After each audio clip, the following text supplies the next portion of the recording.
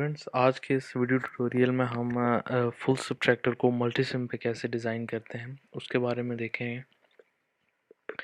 तो क्लास सबसे पहले हम फुल सब्ट्रैक्टर के बारे में डेफिनेशंस जो हैं उनके बारे में जान लेते हैं कि फुल सब्ट्रैक्टर बेसिकली होते क्या हैं और वो कैसे एवेपोरेट करते हैं।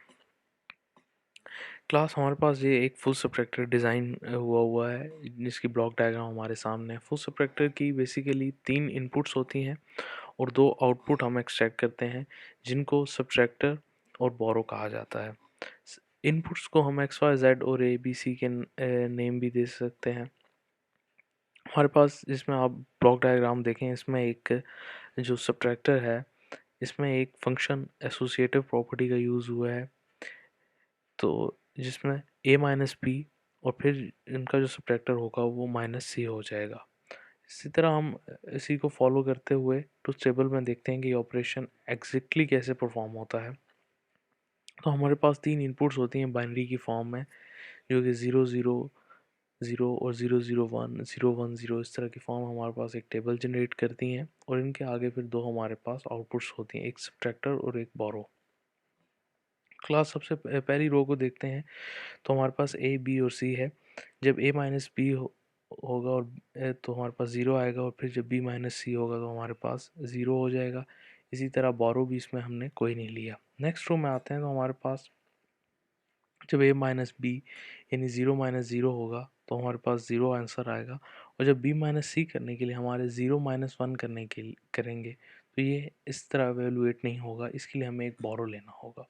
तो ये बन जाएगा 1 0 1 0। बाइनरी में हम देख लेते हैं, हम 2 को कहते हैं 2 इज इक्वल टू 1 0।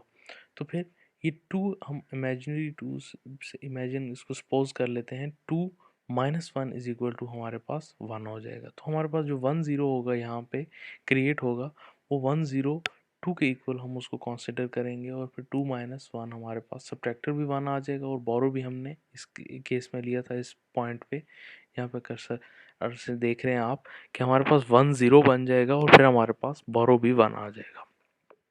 तो इन दी एंड ये सारी सिचुएशन इस तरह डिसॉल्व होती जाती हैं और हमारे पास ये एंड में ये दो इक्वेशन जनरेट हो जाती हैं, जिसमें हमारे पास सब्ट्रैक्टर की ये इक्वेशन होती है और बोरो की ये इक्वेशन जनरेट हो जाती है।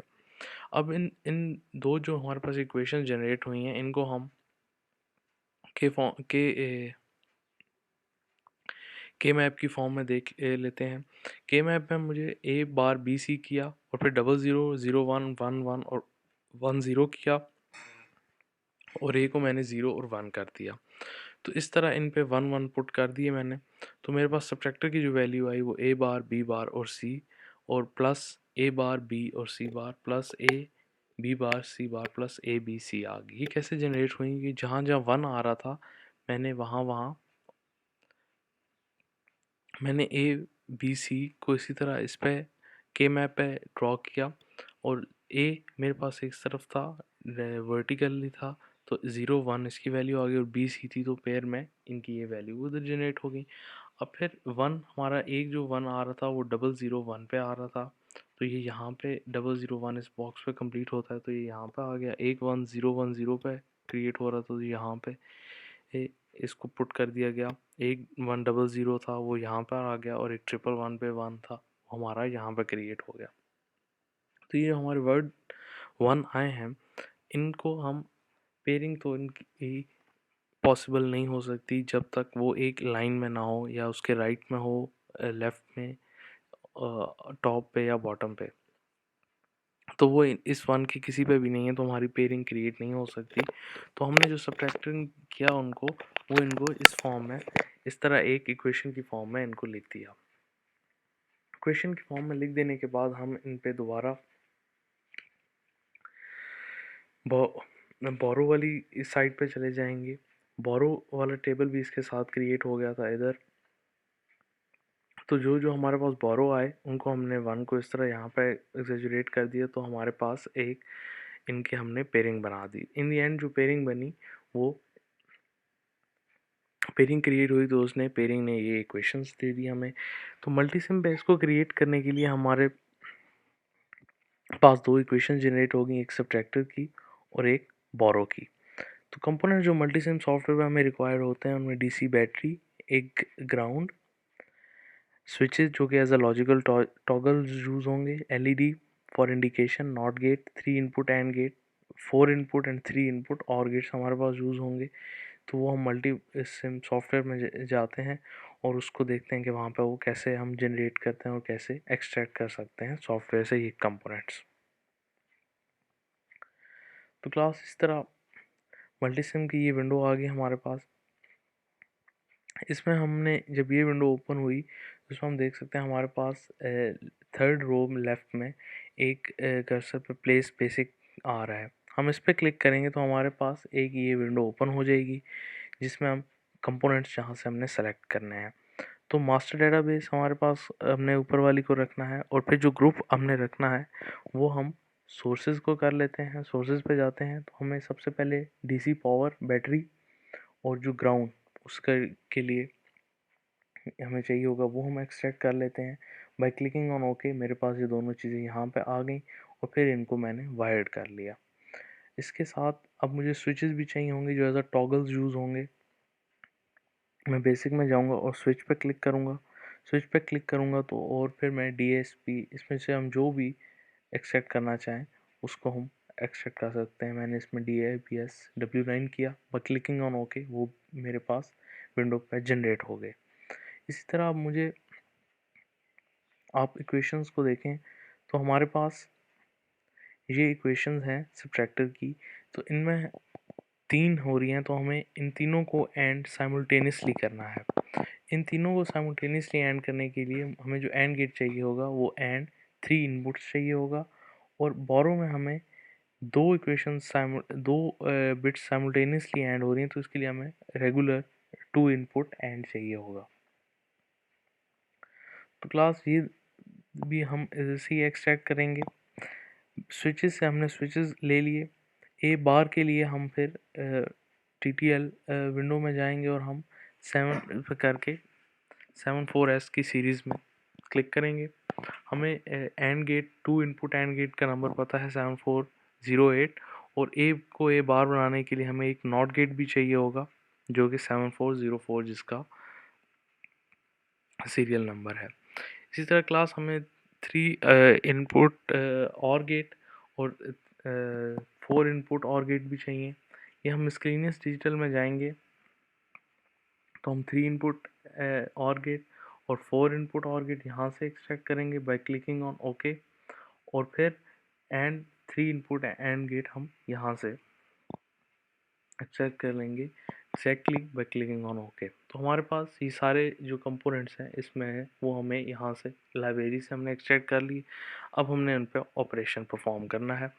वाइल्ड कंपोनेंट्स यूँ कर दिए ए को, ये हमारे पास ए जो स्टार्ट हो रहा है वो from left to right to left जा रहा है। ए, बी और सी है जो कि हमारे पास ट्रुथ टेबल में इस तरह हो रहा था, फ्रॉम लेफ़्ट टू राइट जा रहा था लेकिन वहाँ पे राइट टू लेफ़्ट हमारे पास इस विंडो में मल्टी सिम के वर्क स्पेस में राइट टू लेफ़्ट जा रहा है। तो हमने ए को ए बार के लिए नॉट गेट लगा दिया, बी को बी बार के लिए हमने नॉट गेट यहाँ पर पुट कर दिया और सी को भी हमने बार के लिए नॉट गेट पुट कर दिए। अब इन सबको हमने उसी तरह इस इक्वेशन के तहत इनको आपस में कनेक्ट करते जाना है। जैसे हमारे पास सब की पहली इक्वेशन है ए बार बी बार और सी, फिर ए बार बी और सी बार, फिर ए बी बार और सी बार। इन तीनों को हमने इसी तरह इसी विंडो में कनेक्ट करना है। हम देख सकते हैं कि हमारे पास ये जो है ए बार है, फिर बी बार है और फिर इसकी एंड ए की जो पहला है वो सी बार पे कनेक्ट हो रहा है। इसी तरह फिर ये जो है ये बी का हमारे पास पहली इनपुट जो है वो ए बार है, फिर दूसरी हमारे पास बी बार है, एंड तीसरी हम जो है इसको मेन को कनेक्ट कर देते हैं सी बार से। थर्ड जो है वो भी इसी तरह हमारे पास आ जाएगी ए बी बार और सी बार। हम देख सकते हैं ए, इसके बाद हमारे जो नेक्स्ट है सेकंड है वो बी बार से कनेक्ट हो गई है और थर्ड जो है वो सी बार से कनेक्ट हो गई और फोर्थ जो है हमारी उसको हम ए और बी एंड सी के साथ कनेक्ट कर देंगे। ये जो 4 है ये हम इसको ए बी और सी हो जाएगी। इस तरह हमारा जो सब्ट्रैक्टर का वर्जन था वो कंप्लीट हो गया। सब्ट्रैक्टर के वर्जन कंप्लीट होने के बाद हमने बोरो की भी ये कनेक्शंस करने हैं जो हमारे पास के मैप से जनरेट हुए। इसी तरह 1 जो है इसका बी, इसकी पहली इनपुट बी ले लेंगे और दूसरी हम सी ले लेंगे। बी जो हमारे पास नेक्स्ट हो जाएगा, इसकी हम बी बार और हम जो हमारे पास बी नेक्स्ट एंड गेट होगा, हम देख सकते हैं हमारे पास ए बार और बी हैं और ए बार और सी हैं। तो क्लास इसमें हम देखें ए बार और हमारे पास इसमें ये एक सी की इनपुट आ गई और जो हमारे पास नेक्स्ट सी आ रहा है उसमें ए बार और हमारे पास बी की इनपुट आ गई। बोरो की जो हमारे गेट्स थे इनको अलग हमने और इनपुट 3 में कनेक्ट करना है और जो सब्ट्रैक्शन के थे इनको हमने और इनपुट 4 में कनेक्ट करना है। तो इसी तरह हमारे पास ये एक विंडो जनरेट हो गई, एक सर्किट जनरेट हो गया जिसमें सारे कनेक्शंस हमने सक्सेसफुली कनेक्ट कर दिए और अब फिर हमने अपने रिजल्ट्स और अपने टेबल को जो है यहाँ से प्रूव करना है, सेटिस्फाई करना है। ट्रुथ टेबल हमारे पास ये है, तो इसमें हमने इसी तरह की इनपुट्स पुट करते जाएंगे बाय फर्स्ट। इसको हम यहाँ से भी कंट्रोल कर सकते हैं और एक इसका स्विच ये भी है, इसको दोनों तरफ से करें तो दूसरी तरफ ऑटोमेटिकली शेयर्ड है इनकी मेमोरी, तो ये क्लिक ऑन हो जाते हैं। यहाँ से मैंने इसको क्लिक किया तो सबसे पहले मेरे पास 0 0 थे, तो 0 0 पे हमारे पास सब्ट्रैक्शन भी 0 था और बोरो भी 0 था। अब हम इसको कर देते हैं 0 0 और इसको मैं 1 कर देता हूँ, तो मेरे पास सब्ट्रैक्शन भी 1 आ गया और बोरो भी 1 आ गया। भाई हम टेबल से चेक कर लेते हैं, एक और इसमें हम देख लेते हैं कि ए 1 हो जाएगा और बाकी 0 अगर करें तब क्या हमारे पास वैल्यू आती है। इसको मैं 0 कर देता हूँ, जब इसका कनेक्शन कंप्लीट होगा तब ये 1 होगा, अदरवाइज ये इस फॉर्म में अगर होंगे तो ये 0 होंगे। अब ए मैं 1 कर देता हूँ और बाकी 0, तो हमारे पास सब्ट्रैक्शन 0 हो जाएगी और बोरो सब्ट्रैक्शन 1 हो जाएगी और बोरो 0 हो जाएगी। अगर ये लाइट ऑन हो तो ऑब्वियसली इसका सिग्नल मिल रहा है तो ये 1 पे चली जाती है। इसी तरह मैं एक और इधर से एक रो प्रूव कर देते हैं कि ए 1 हो, बी 0 हो और सी 1 हो, तो हमारे पास क्या ऑप्शंस बचते हैं। क्लास ए 1 है हमारे पास, बी को हमने 0 कर दिया, सी को हम इस पर कर्सर ला के इसको क्लिक करेंगे तो हमारे पास सब्ट्रैक्शन भी 0 और बोरो भी 0। ट्रुथ टेबल में हमारे पास देख लेते हैं सब्ट्रैक्शन भी 0, इसी लाइन में देखें सब्ट्रैक्शन का भी 0 है और बोरो का भी 0। तो हमारे पास इस तरह एक ये जो फुल सब्ट्रैक्टर है ये हमने कंप्लीट कर लिया by using basic logical gates. Thank you.